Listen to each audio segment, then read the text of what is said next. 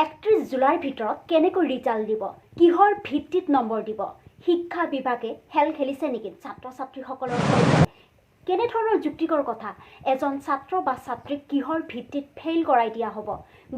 গোটেইখিনি কথা জানিবৰ বাবে আপোনালোকে মোৰ ভিডিঅ'টো সম্পূৰ্ণ চাওক আৰু ভিডিঅ'টো চাই কেনেকুৱা পালে মোক কমেণ্ট বক্সত জনাবলৈ নাপাহৰিব। আৰু এটা কথা, এতিয়া বিদ্যালয়খনৰ প্ৰধান শিক্ষক বা শিক্ষয়িত্ৰীগৰাকীয়ে 2 নম্বৰ নকৰিলে হ'ল, কাৰণ কিছুমান প্ৰধান শিক্ষক বা শিক্ষয়িত্ৰীসকলৰ সৈতে অভিভাৱকৰ এটা বহুত বেছি ভাল সম্বন্ধ আছে। সেই সম্বন্ধটো যাতে আপোনালোকে একদম বেয়া কৰি নিদিয়ে, কাৰণ চাওক, কোনো ধৰণৰ ইয়াতে এখন ঘৰত যেতিয়া কোনো ধৰণৰ ৱাল নাথাকে, বেৰা নাথাকে, সেই ঘৰৰ অস্তিত্ব নাই।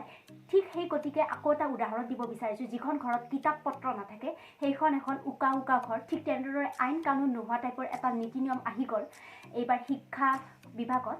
গতিকে মই এটাই অনুৰোধ কৰিছোঁ, ছাত্ৰ বা ছাত্ৰীসকলৰ সৈতে কোনেও যাতে যিজন ছাত্ৰ বা ছাত্ৰী পঢ়া শুনাত একদম অৰিজিনেলি ভাল, তেওঁলোকক নম্বৰ দিয়ক, কৃপণালী নকৰিব, কিন্তু 2 নম্বৰ টাইপ নকৰিব, কাৰণ ল'ৰা ছোৱালীৰ ভৱিষ্যত জড়িত হৈ আছে। এই ক্ষেত্ৰত প্ৰধান শিক্ষক বা শিক্ষয়িত্ৰীগৰাকীৰ দায়িত্ব বহুত বেছি থাকিব। মই যিখিনি আজি বুজি পালোঁ, সেই গতিকে মই ভিডিঅ'টো বনাইছোঁ আৰু চাই থাকক।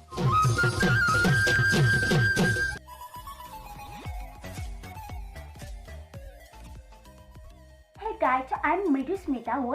Welcome back to my YouTube channel. কি খবৰ আপোনালোকৰ? আৰু এইবাৰ প্ৰথমবাৰৰ বাবে ইতিহাসৰ পাতনিত 2021 বৰ্ষৰ হাই স্কুল শিক্ষান্ত পৰীক্ষা আৰু উচ্চতৰ মাধ্যমিক পৰীক্ষাসমূহ বাতিল কৰা হৈছে। আৰু মৰমৰ বাবা মইনাহঁতৰ চাগে খুব বেছি ফূৰ্তি লাগিছে, নহয় জানো? তোমালোকৰ বয়সৰ হ'লে আমাৰো খুব বেছি ভাল লাগিলে হয়, কিন্তু চোৱা, কিছুমানৰ ভাল লাগিছে, কিছুমানৰ বেয়া লাগিছে। মই এতিয়া ক'ম কাৰ ভাল লাগিছে আৰু কিয় ভাল লাগিছে, আৰু কাৰ বেয়া লাগিছে, কিয় বেয়া লাগিছে। চোৱা, 7 লাখ পৰীক্ষাৰ্থীৰ লৈ ৰাজ্য চৰকাৰ লগতে শিক্ষা বিভাগে এক লৰা ধেমালি খেলিছে। মই এই কাৰণে কৈছোঁ, 7 লাখ পৰীক্ষাৰ্থী, যিহেতু এইবাৰ 2021 বৰ্ষত 7 লাখ পৰীক্ষাৰ্থীয়ে পৰীক্ষাত বহিলেহেঁতেন, দুজি পৰীক্ষা অনুষ্ঠিত হ'লহেঁতেন, সেই 7 লাখ পৰীক্ষাৰ্থীৰ ভৱিষ্যত অন্ধকাৰৰ পিনে, ঘোৰ অন্ধকাৰ। কিয়? এতিয়া প্ৰশ্ন হ'ব। চাওক, আপোনালোকে যদি এটা বস্তু অধ্যয়ন কৰি চায়, তেতিয়াহ'লে আপোনালোকে গম পাব, CBSE জন্মগতভাৱে বা জন্মৰ পৰা তেওঁলোকৰ মূল্যাংকন আছে। তেওঁলোকৰ 9ম 10ম পৰীক্ষাত বহুত বেছি বেলেগ এটা ফৰ্মুলাত অনুষ্ঠিত হয়। সেই ফৰ্মুলাৰ ওপৰত ভিত্তি কৰি তেখেতসকলে যিটো 10ম শ্ৰেণীৰ পৰীক্ষা, মেট্ৰিক পৰীক্ষা, তাতে নম্বৰ দিব। কিন্তু যিটো ফৰ্মুলা আমাৰ সেবাত নাই, সেবাত কোনো ধৰণৰ ফৰ্মুলাই নাই। এতিয়া মোৰ পোনপটীয়া প্ৰশ্নটো হ'ল, এই 7 লাখ পৰীক্ষাৰ্থীক লৈ ৰাজ্য চৰকাৰে খেল খেলিছে। এই 7 লাখ পৰীক্ষাৰ্থীৰ 10 বছৰ বা 5 বছৰ পিছত কি হ'ব? কিহৰ ভিত্তিত নম্বৰ দিব? কোনো ধৰণৰ ফৰ্মুলা নাই। কিহৰ ভিত্তিত নম্বৰ দিব? চাওক, যদি আপোনালোকে বস্তুটো ভালকৈ বুজি লয়, মোৰ ভিডিঅ'টো একদম গুৰুত্বপূৰ্ণ এটা ভিডিঅ' হয়। মই এই কাৰণে বনাইছোঁ, মই কাকো দুখ দিব বিচৰা নাই। পৰীক্ষা অনুষ্ঠিত নহয়, ইয়াৰ বাবে ছাত্ৰ ছাত্ৰীসকল দায়ী নহয়, ঠিক আছে? কিন্তু এই কৰোণাটো আজিৰ তাৰিখৰ ঘটনা নহয়। এই কৰোণাটো আমাৰ যোৱা বছৰৰ পৰাই লাগি আছে। মাজতে খুব চিঞৰ বাখৰ কৰিছিল অনলাইন ক্লাছ। সেই অনলাইন ক্লাছবিলাক কি হ'ল? মাজতে একদম পেপাৰে পত্ৰই চবতে হাহাকাৰ, অনলাইন ক্লাছ, অনলাইন এক্সাম, এইবিলাক শুনিবলৈহে ভাল লাগে, কিন্তু হাতে কামে ক'ৰবাত নহয় ক'ৰবাত পিছ পৰি থাকে। এতিয়া মোৰ কথাটো হ'ল, 9ম যোৱা বছৰ চাওক, যিটো আমাৰ টেষ্ট পৰীক্ষা হয়, 10ম শ্ৰেণীৰ ছাত্ৰ ছাত্ৰীসকলৰ বাবে মেট্ৰিকত বহাৰ আগত যিটো টেষ্ট পৰীক্ষা হয়, এইবাৰ হোৱাই নাই। আৰু যদি কোনোবাখন বা 2-এখন বিদ্যালয়ত হৈছে, কিন্তু অভিভাৱকে ভয়তে সন্তানক সেই পৰীক্ষাত বহিব দিয়া নাই, যিহেতু ক'ভিডৰ পৰিস্থিতিটো এতিয়াও সামকতা নাই। কিহৰ ভিত্তিত নম্বৰ দিব? এতিয়া 2 নম্বৰ হ'ব নেকি কেনেবাকৈ? মোৰতো তেনেকুৱাই লাগিছে, 2 নম্বৰ কৰিব। এতিয়া বিদ্যালয়খনৰ প্ৰধান শিক্ষক বা শিক্ষয়িত্ৰীগৰাকীৰ হাতত বহুত বেছি দায়িত্ব থাকিব। ফ্ৰেণ্ডছ, আজি যিখন বৈঠক অনুষ্ঠিত হৈছে, শিক্ষা বিভাগ আৰু ৰাজ্য চৰকাৰৰ মাজত যিখন বৈঠক অনুষ্ঠিত হৈছে, সেই বৈঠকত এটা কথা পোনপটীয়াভাৱে আমি সকলোৱে বুজি পাইছোঁ, কোনোবা এজন ছাত্ৰ বা ছাত্ৰীক ফেইল কৰায়ো দিয়া হ'ব। চাওক, বিদ্যালয়ত বা কাউন্সিলত যিখিনি নম্বৰ থাকিব সেই নম্বৰৰ ভিত্তিতহে 10ম শ্ৰেণীৰ ছাত্ৰ ছাত্ৰীসকলক পাছ কৰাই দিয়া হ'ব। যোৱা বছৰ 9ম আৰু 10ম শ্ৰেণীৰ পৰীক্ষাই অনুষ্ঠিত নহ'ল ক'ভিডৰ বাবে। এসপ্তাহৰ ভিতৰত মাত্ৰ এসপ্তাহৰ ভিতৰত কেনেকৈ কি ফৰ্মুলা দিব, ইয়াৰ উত্তৰ কিন্তু শিক্ষা বিভাগৰ হাতত নাই। কোনোবা এজন ছাত্ৰ বা ছাত্ৰীক কিহৰ ভিত্তিত ফেল কৰিব? কিছুমানে চাওক, এতিয়া মোৰ কথাই কওঁ, মই টেষ্ট পৰীক্ষাত খুব ভালকৈ পঢ়া নাছিলোঁ, যাৰ কাৰণে মই ভাবিছিলোঁ মই মেট্ৰিকত ভাল কৰিম। সেনেকুৱাও ল'ৰা ছোৱালী আছে, ভাবিছে যে মোৰ টেষ্ট পৰীক্ষাটো ভাল নহ'ল বা টেষ্ট পৰীক্ষা অনুষ্ঠিতই নহ'ল, মেট্ৰিকটো ভাল কৰিম। সেই ল'ৰা বা সেই ছোৱালীজনী ফেইল কৰিব, কি হ'ব? ভৱিষ্যত ঘোৰ অন্ধকাৰৰ পিনে আমাৰ এই যিখিনি ছাত্ৰ ছাত্ৰী উঠি আহিছে, ঘোৰ অন্ধকাৰৰ পিনে শিক্ষা বিভাগে ঠেলি দিছে। মই একদম ভয় কৰা নাই, কথাটো ক'ব। মোৰ কথাটো আপোনালোকে বুজিব চেষ্টা কৰক। যদি বুজি পাইছে মোক কমেণ্ট বক্সত আপোনালোকৰ প্ৰতিক্ৰিয়াখিনি জনাব।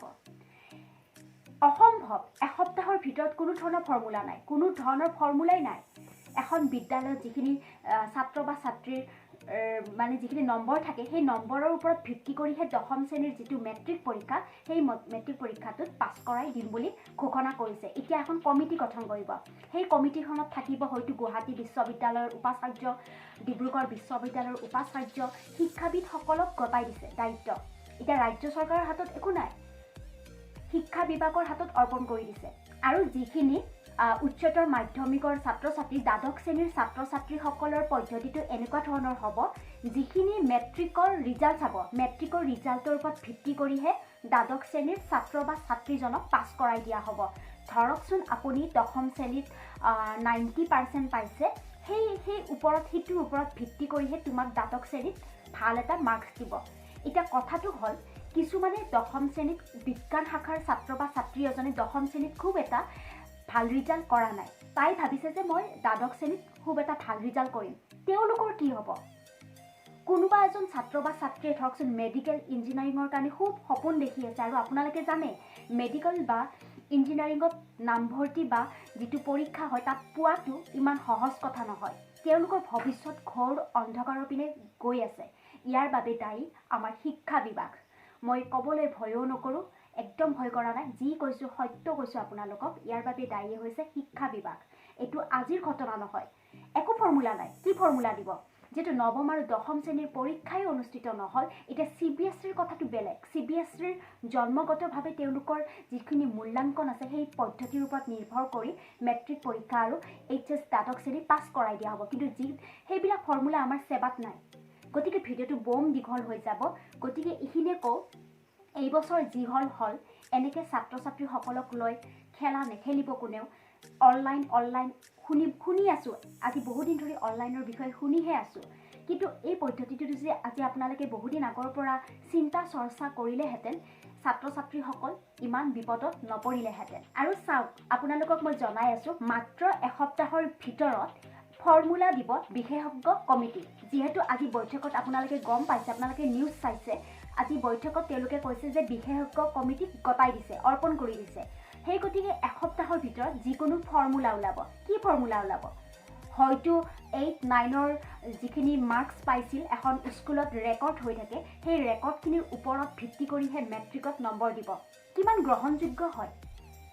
একো গ্ৰহণযোগ্য নহয়। ইয়াৰ ফলত ছাত্ৰ ছাত্ৰীৰ ভৱিষ্যতহে অন্ধকাৰৰ পিনে গৈ আছে। এইটো মোৰ নিজা ব্যক্তিগত মতামত, আৰু আপোনালোকৰ লগত মোৰ মতামত নিমিলিবও পাৰে, একো ডাঙৰ কথা নহয়। যদি বাৰু এইবিলাক ইমান কৈ নাথাকোঁ, হ'ব, আপোনালোকে ভালে কুশলে থাকক সকলোৱে। আইহাতেন যদি মোৰ ভিডিঅ'টো চাই ভাল লাগিছে, তেনেহ'লে ডেফিনেটলি আপোনালোকে মোক কমেণ্ট বক্সত জনাব। গুড নাইট, সকলোৱে ভালে কুশলে থাকক। Love you.